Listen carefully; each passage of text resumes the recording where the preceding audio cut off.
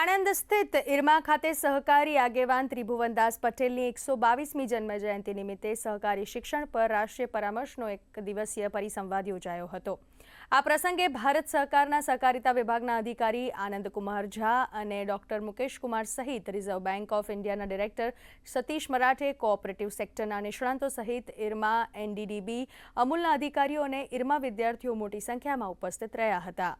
सहकारी primary society bylaws एक समांतर करी चूक्या।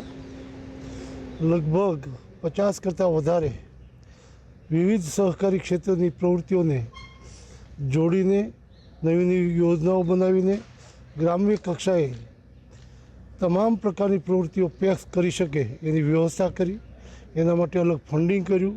आ योजनाना कारणे सहकारથી સમૃદ્ધિનો નારો જે છે એના કારણે રોજગારી, મહિલાઓને ઉત્કર્ષ માટે, યુવાનોને જોડાવા માટે એક નવી જ દિશાઓ પ્રાપ્ત થાય એ સહકારી પ્રવૃત્તિઓમાં જે તત્વ પડેલું હતું એને ઉજાગર કરીને દેશ અને દુનિયાને માન્ય પ્રધાનમંત્રીએ નવી દિશાઓ આપી છે। કોઓપરેટિવ સેક્ટરના બધા જ નિષ્ણાતો, બધા ઉચ્ચ અધિકારીઓને આમંત્રિત કરવામાં આવ્યા અને એક સરસ ઇવેન્ટનું આયોજન કર્યું છે, જેમાં આ ક્ષેત્રને વધારે મજબૂત કરવા માટે યુનિવર્સિટી પાસેથી બધા નિષ્ણાતોની શું અપેક્ષા છે, કયા પ્રકારના નિષ્ણાતો તૈયાર કરવા એ અંગેનો વિચાર વિમર્શ થઈ રહ્યો છે।